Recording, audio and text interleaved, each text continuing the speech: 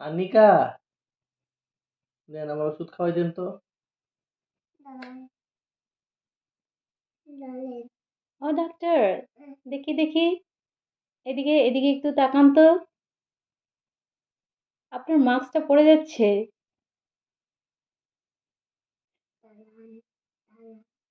মাস্কটা ঠিক করে পরেন।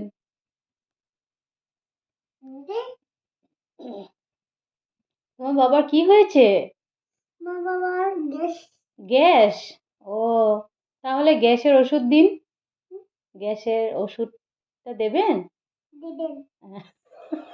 দেবেন, ওষুধটা দেবেন।